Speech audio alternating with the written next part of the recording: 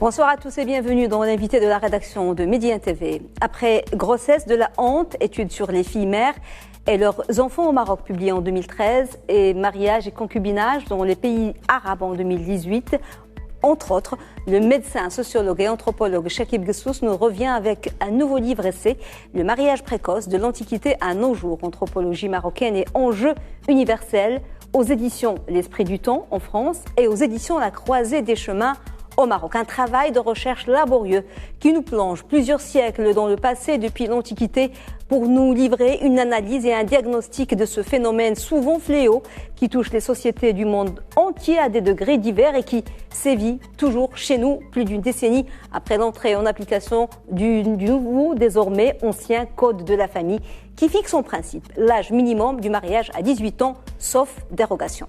Docteur Chakib Gessous, bonsoir et merci beaucoup d'avoir accepté notre invitation. Bonsoir, merci de m'avoir invité. C'est moi, monsieur.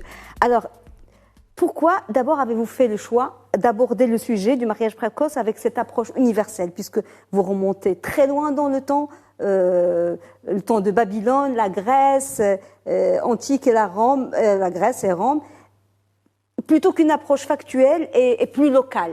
Oui, je pense qu'il y a une approche locale parce qu'il y a aussi des enquêtes anthropologiques qui sont faites ici au Maroc, mais il me fallait cette vision globale parce que quand on voit un petit peu les peuplades primitives, toutes ces populations qui vivaient dans des tribus, le mariage des filles était relativement tardif, vers 16, 17 ou 18 ans.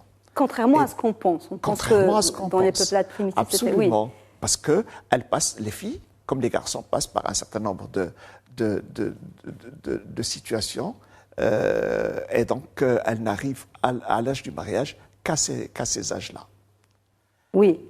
Alors que quand on arrive dans les civilisations, que ce soit Babylone, Rome, dans tous ces pays ou dans toutes ces civilisations, le mariage était un mariage relativement précoce, pratiquement vers l'âge de la puberté. Oui. Alors, dans ce livre Mariage précoce de l'Antiquité à nos jours, vous a demandé beaucoup de travail parce que vous l'avez mené en parallèle avec un autre livre, le livre sur le mariage et concubinage dans les pays arabes.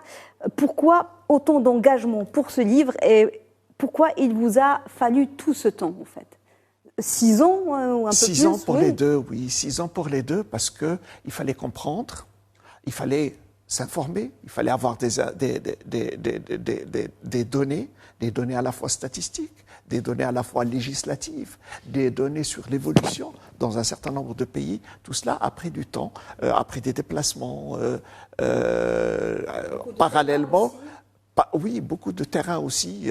À chaque fois que je me suis déplacé dans un pays, j'ai essayé de discuter avec les gens, les sociologues de ces pays-là pour comprendre, parfois avec des juristes, pour comprendre la législation, l'évolution de la législation. Oui. Et donc ça a pris du temps et il fallait que moi-même je sois, que je comprenne le sujet d'un bout à l'autre pour pouvoir l'exposer. De toute façon, votre passion pour la sociologie et l'anthropologie est née sur le terrain parce qu'à la base, vous êtes médecin, radiologue, plus exactement. Et puis, c'est sur le terrain, quand vous pratiquez votre profession de médecin, Absolument. Que vous avez été sensibilisé à ces sujets-là, à la sociologie, à l'anthropologie. Vous avez d'ailleurs, après, soutenu un doctorat. Absolument. En anthropologie et sociologie. Par amour pour l'anthropologie et la sociologie. Et puis, il y a l'associatif aussi. Et puis, il y a l'associatif. J'ai toujours fait de l'associatif avant même d'être à l'université. Mais après, une fois que je me suis installé, j'ai toujours mené de front des activités associatives dans plusieurs associations, parfois des grandes associations, mais aussi des associations naissantes. Mais aujourd'hui que vous êtes à la retraite, parce que vous avez décidé, parce qu'un médecin, vous pouvez continuer. Vous êtes à 100% sociologue, anthropologue. On peut le dire? Peut-être pas 100% sociologue. Si, bon, disons quand on est sociologue, anthropologue, on l'est toute la journée. D'ailleurs, même médecin, on l'est. C'est quelque chose qui ne s'enlève pas. C'est collé à la peau et ça ne s'enlève pas. Donc là encore, c'est quelque chose qui est collé à la peau. Absolument. Par contre, j'ai des occupations au niveau associatif qui me prennent également du temps. Et c'est important aussi. C'est cette complémentarité qui me semble être importante pour comprendre les choses. Et qui sont toujours en lien avec les droits des minorités, les droits des femmes, la protection de l'enfance, parce que vous avez fait aussi écrit beaucoup d'études sur les enfants de la rue, absolument, la protection de l'enfance. Alors, dans ce livre essai, parfois, vous dites mariage précoce, mariage des mineurs, mariage d'enfants. Est-ce que ces trois appellations signifient la même chose? Ou est-ce qu'il y a des nuances entre mariage d'enfants? Parce que quand on dit mariage d'enfants, ça choque tout de suite. Alors quand on dit mariage précoce, c'est beaucoup plus... ça passe plus. Oui. Alors, dans ce livre, j'ai considéré que les trois termes étaient les mêmes. En fait, un enfant s'arrête à l'âge de 18 ans. Oui. Et aujourd'hui, dans la plupart des pays, l'âge légal du mariage, aussi bien pour le garçon que pour la fille, est de 18 ans. Donc, c'est cet âge-là qui est la limite de l'enfant, mais qui est aussi l'âge du mariage. Quand on est dans un mariage précoce, c'est un mariage avant 18 ans. Avant 18 ans, c'est un mariage précoce. C'est un mariage précoce. C'est ça la définition. C'est ça la définition. La différence, c'est que quand on a des pays, et il y a un certain nombre de pays où l'âge légal du mariage n'est pas de 18 ans, de 17 ans par exemple. Mm-hmm. Il est précoce quand il est inférieur à 17 ans. Oui. Mais dans le cas du Maroc et dans le cas de la majorité des pays de la planète, aujourd'hui, c'est 18 ans. C'est 18 ans. Mmh. Alors, dans votre essai, vous analysez aussi le mariage précoce dans les trois grandes religions monothéistes, islam, christianisme et judaïsme. Mais vous ne parlez pas des autres religions non monothéistes ou encore des sociétés primitives ou agnostiques. Pourquoi vous avez choisi de parler de ces religions, ces trois religions-là monothéistes? Ça a été très difficile pour moi d'analyser l'évolution des mentalités, l'évolution dans les sociétés d'Asie que je ne connais pas très bien. La région que je connais le mieux, c'est la mer Méditerranée avec les pays qui l'entourent. D'abord parce que j'ai beaucoup fait de travaux dans ces pays.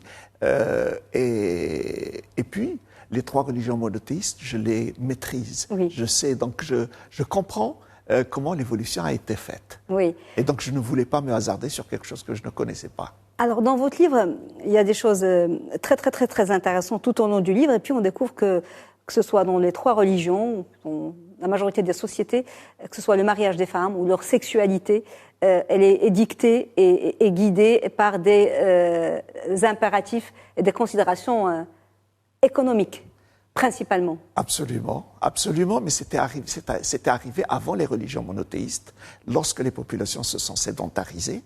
Elles se sont sédentarisées parce qu'il y avait des terres qui étaient fertiles, alors qu'avant, les peuples primitifs n'étaient pas sédentaires, ou quand ils étaient sédentaires, ils ne cultivaient pas.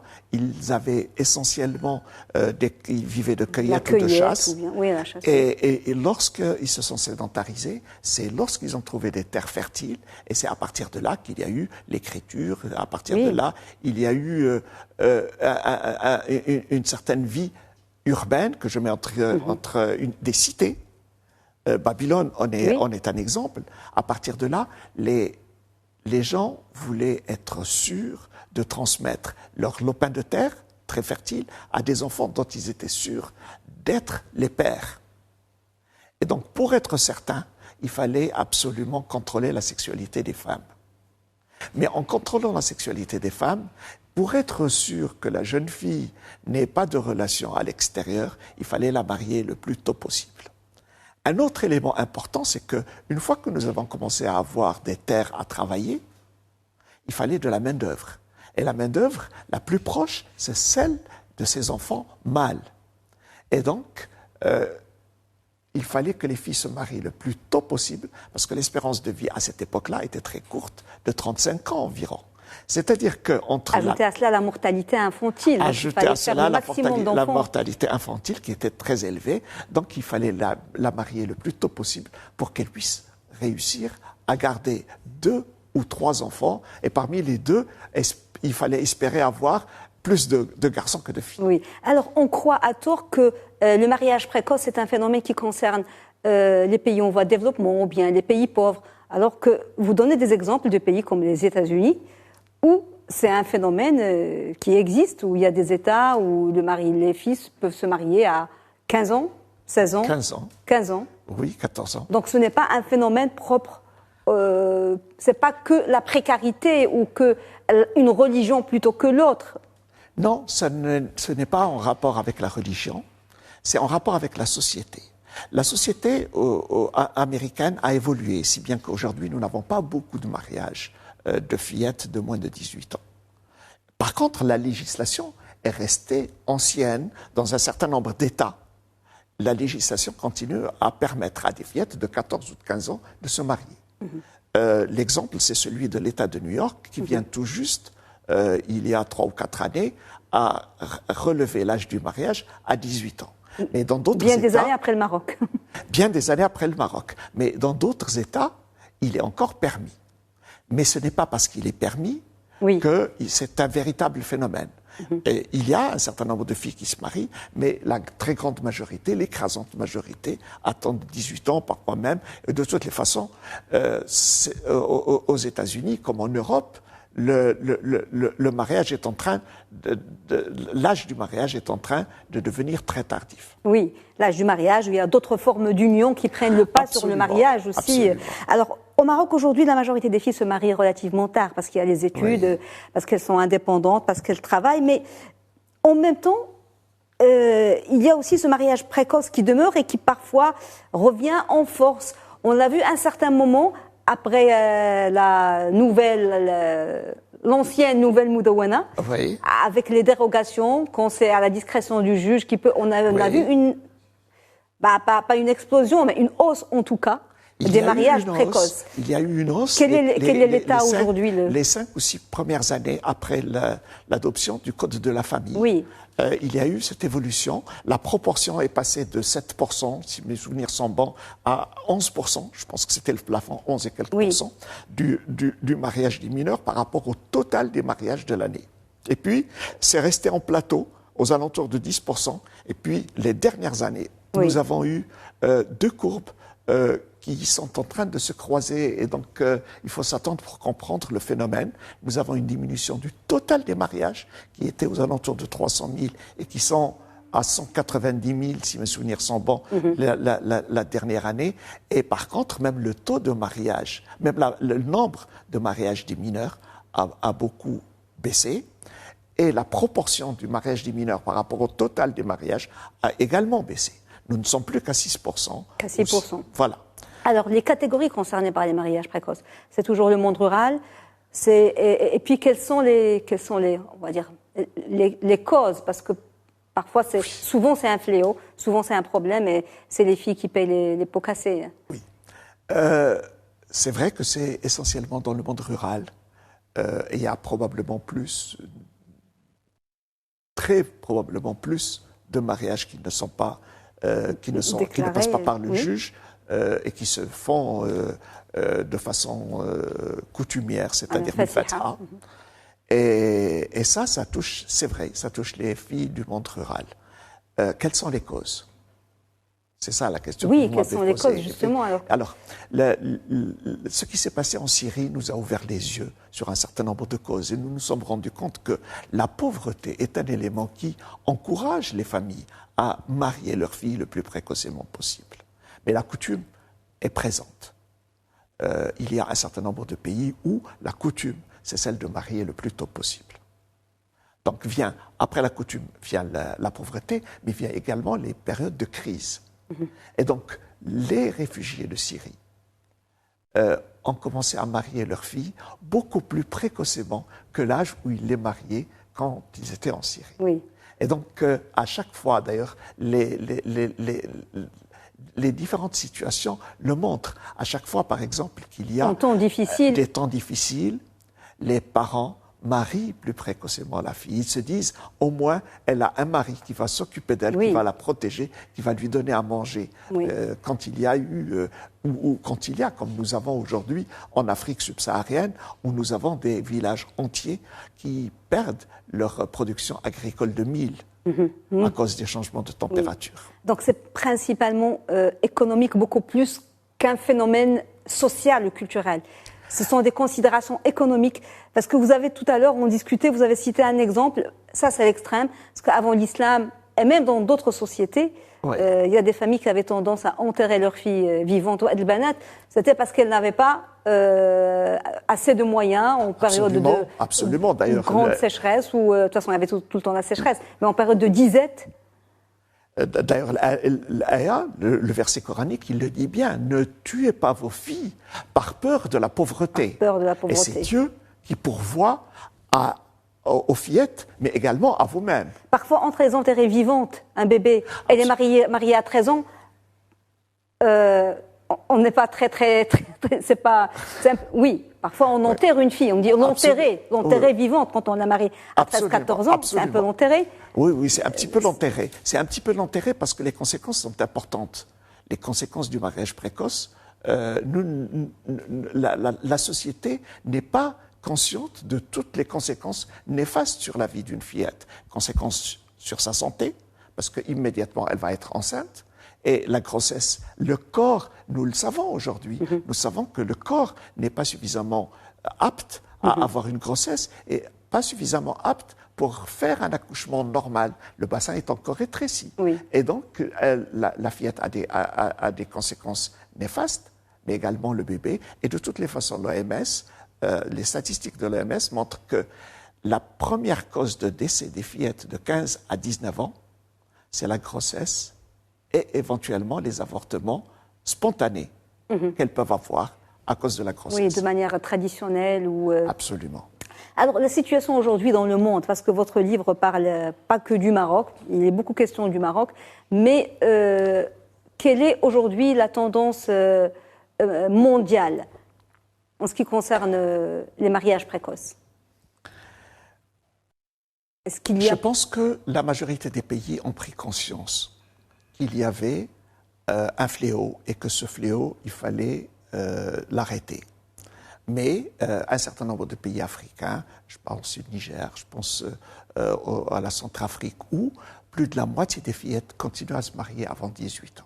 Et puis, une proportion importante, avoisinant le quart, avant 15 ans. Oui. Donc, ces pays-là ne pourront pas, dans les 20 ou 30 années à venir, supprimer totalement le mariage précoce, parce que le mariage précoce, c'est ici une histoire de coutume. Et donc, quand une fille ne se marie pas dans un village, elle ne se marie pas à 15 ou 16 ans comme les autres filles, la fille et la famille sont mal vues par l'entourage. Oui, donc, les parents essaient de la marier le plus précocement possible. Oui. Et donc, ces pays-là vont avoir des difficultés pour parvenir. Mais pas uniquement ces pays-là. Le Maroc non plus ne parviendra pas à éradiquer totalement dans les 20 ou 30 années à venir. Je pense que nous aurons encore, beaucoup plus loin encore, nous aurons des mariages précoces en proportion beaucoup plus faible qu'aujourd'hui. La proportion ira en s'amenuisant, mais nous aurons encore probablement jusqu'au siècle prochain. Parce qu'on ne résout pas, en fait, le problème de la pauvreté avec un mariage, c'est l'inverse. Parce qu'après, le problème, il est multiplié de manière exponentielle, parce qu'il y a les enfants. Au lieu d'avoir une fille en charge, c'est 3, 4 enfants. Absolument, absolument. Et alors, sur l'évolution de la planète, il y aura très vraisemblablement pas une diminution du nombre, une diminution proportionnelle à la population du nombre de mariages précoces en Asie. Alors qu'en Afrique, la proportion par rapport à la planète, ça va être l'Afrique. Aujourd'hui, c'est en Asie où il y a le plus grand nombre de mariages précoces. Mais dans les 2 ou 3 décennies à venir, ça va être l'Afrique. Ça va être l'Afrique. Ça va être l'Afrique. Alors, vous préconisez des solutions pour lutter contre ce phénomène. Oui. Il y a bien sûr le changement des lois et des textes, Oui. la législation, parce que, bon, l'âge minimum, c'est 18 ans, mais il y a encore ce problème de dérogation Oui. qui pose un véritable problème, parce que ça peut être parfois, ce qui est exceptionnel devient la règle. Oui. Comment faire déjà au niveau de la législation? Est-ce qu'il faut verrouiller encore plus? Alors, quand on essaie de comprendre un petit peu ce qui se passe, on se rend compte que les 2 facteurs importants plus que la législation, parce que de toute façon, la législation... On peut toujours la contourner. Donc le problème n'est pas à ce niveau-là. On peut même fermer, interdire totalement. Et on trouvera toujours des manières. D'une manière ou d'une autre, on aura toujours un mariage de d'autres mineurs. formes de mariage, parce que vous parlez de votre... Oui, là, on va aller un petit peu sur l'autre livre, Concubinage. Oui. Il y a des formes de mariage. Nous, on connaît le mariage de Fatiha, le mariage de Mouta, pour le plaisir. Oui. Puis il y a un autre mariage qui est en vogue aujourd'hui dans des pays... Zawaj al-Missiar. Le Missiar qui nous vient des pays du Golfe, oui. Qui a été inventé par les ulama des pays du Golfe. C'est un mariage comme un autre. Et validé par l'Azhar? Non. Enfin, il est validé aujourd'hui, il est validé par l'Azhar. La seule différence avec un mariage classique, c'est que dans celui-ci, la femme n'oblige pas le mari à la cohabitation oui. et ne l'oblige pas à l'entretenir. Oui. Si bien que ça peut être deux étudiants, chacun vit chez ses parents et ils se rencontrent de temps en temps quand ils veulent. Oui, ça c'est notre point. On peut la toujours loi trouver. considère que c'est quand lui veut, oui. elle ne peut pas le refuser. Comme quoi on peut toujours trouver d'autres alternatives. Ouais. Donc on m'a dit, il n'y a pas que la loi. Donc la solution c'est... Il y a deux, à mon sens, il y a deux éléments importants. Le premier élément, c'est la scolarité. Oui. On ne passera pas, on n'arrêtera pas le mariage des mineurs si on ne scolarise pas. Il faut scolariser toutes les fillettes. Il faut scolariser le plus longtemps possible. Il ne faut pas que la fillette s'arrête au collège. Je pense qu'aujourd'hui, le primaire, elle les dépasse, mais qu'elle ne s'arrête pas au collège ou au lycée. Il faudrait qu'elle aille le plus loin possible. Et troisième élément, c'est il faut qu'elle travaille. Parce que c'est l'indépendance financière. Il faut qu'elle ait une indépendance financière. Il faut que, de toutes les façons, c'est pour le développement du pays. La femme, nous avons besoin du travail de la femme pour développer le pays. Donc, les trois éléments, c'est la scolarisation, le plus longtemps possible, et pouvoir lui accorder un emploi à la sortie de son travail. Mais parallèlement, il faut aussi sensibiliser. Et ça, la société civile a fait un travail formidable pour sensibiliser dans les caravanes, pour sensibiliser les familles, pour leur expliquer comment le mariage précoce peut être néfaste pour leurs filles. Et j'ai visité un certain nombre de douars éloignés où, en quelques années, les familles ont changé parce qu'il y a eu des caravanes qui sont passées pour sensibiliser les familles. Merci beaucoup, Dr Chekib Gessous, d'avoir été avec nous. Et je rappelle que vous êtes médecin, cardiologue et sociologue anthropologue et que vous venez de publier un livre essai. On peut le montrer, il est à l'affiche, mais on peut aussi le montrer, intitulé Le mariage précoce. Le mariage précoce de l'Antiquité à nos jours, anthropologie marocaine et enjeux universels, aux éditions L'Esprit du Temps en France et aux éditions La Croisée des Chemins au Maroc. Merci monsieur. Merci à vous. Madame, monsieur, merci beaucoup de nous avoir suivis. Bonne suite des programmes sur Média TV et très belle soirée.